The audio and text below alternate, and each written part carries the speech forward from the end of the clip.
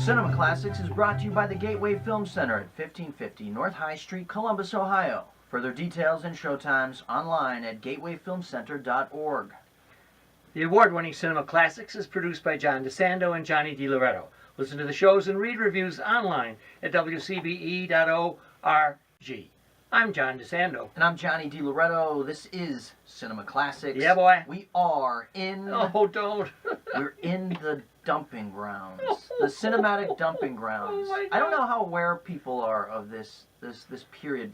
You know, because there are so many other, like, Oscar bait movies out or award-winning films are in theaters. Yes. Right now, that they don't necessarily think of January and February as the dumping grounds. But what I think happens is they're not aware that critics have already seen all of those Yes, movies. and you got it. So we're waiting for the new stuff to come out, and the new stuff is usually excrement. Sure. What has happened is that a while ago, last year, these films were tested with audiences, and they just didn't make it with it, and so they have to dump them. I think they technically call it the dumping months, but January, February, and then August, September, right, as dumping months, where they've contractually they have to show the films. Yes, and so they do it. Or the stars are not top level stars, or sometimes they're huge stars. But still, you might get some very specialized movies. I became aware of the dumping grounds back in when I was a young, budding movie critic, movie fan really. I didn't become a critic for a while after this, but Kevin Kline had just won an Oscar for A Fish Called Wanda. Yeah. You remember that movie? I do. And it was like, I was like proud of myself because I was aware of the Oscars and I'm trying to catch up on the movies.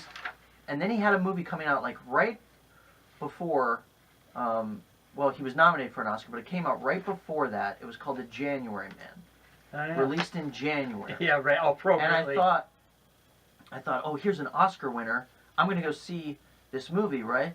And even then, as a young teenager, I realized, holy mackerel, this movie is garbage.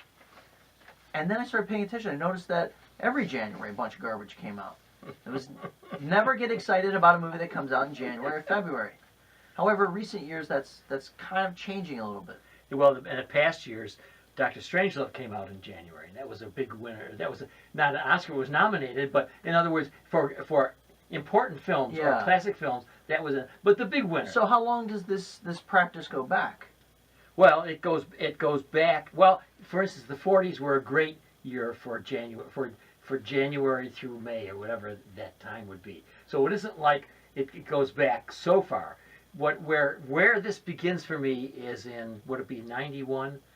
Where you get Silence of the Lambs, which actually that's where it's changes a little bit. Yeah, that's where I really became aware. Yeah, I said, this is great. We'll look forward to it. There hasn't been one since. Well, just to clarify, the best picture winner, Silence of the Lambs, which came out in the early '90s, was released in February. So it appeared on the surface to be a movie that the studio had no hopes in, or had any hopes for. Right.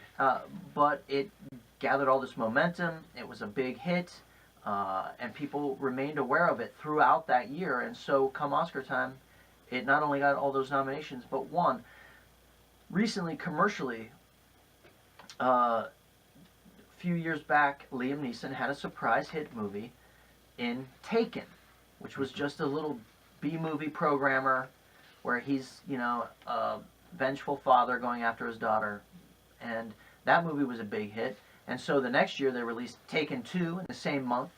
And then Liam Neeson started looking to February as a little pocket where there was no competition, where he could make these, cheap action movies and score big at the box office. And then after our 6 weeks of wait in February, we get Valentine's Day and Patriots Day. And so both of those are places that magnetize for instance, the romantic, the 50 Shades of Grey type of thing. And also then your kind of Neeson film, which Patriots Day seems to like. So yeah, you're right, but we still have to wait. January is definitely the worst month. Yeah, it's the worst. It is. It's just awful for any new releases. And it's interesting because the summer movies season, right, which used to begin in June, Then in the 90s, they started releasing them in May. Now you'll notice it's creeping back up into April. I think Civil War. Captain America: Civil War came out last year in April. Yeah. So the summer movie months creeping back. Yes. Backwards towards January, and the Yeah. Oscar crop creeping more towards. Maybe at some point, it would be great as just great movies come out all year long. It'll never happen. It's just not logical. And because you're talking about people with flawed memories like Academy members who are voting at the end of the year, and they're expecting. What about Deadpool? Do you remember anything? Oh, that came out in February, I believe. It was an early one for sure. Yeah, I'm pretty sure. It was the President's Day weekend broke that record That's a year February, later. Right? Yeah. And then Super Bowl weekend's another weekend that's not good for movies.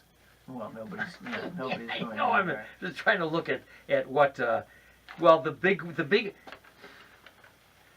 Well, we're talking about this now because I'm depressed that by Live by Night. Yeah. By Ben Affleck's movie. Right. And I'm depressed because he's proving the paradigm here. Yeah. And again, a big star. Yes. And a really great looking project. Yes. The trailer is, fabulous. It makes you want to see it. And then, yes, you're suffering that same disappointment that we all, when we get excited about a movie that comes out in January, just don't do that. I mean, here's an Oscar winner. He has 2 Oscars, one for Best Movie. That is not for director, but for Best Movie. So here's Argo, you mean? Yeah. So here it looks like you keep scratching your head saying, why is this coming out in January? Well, go see it, and you'll see that it's a mediocre movie. And one of the other problems here of subjects that we have talked about is that he currently has probably too much power over his movies. Yeah. And he casts himself in a role where he's really not suited.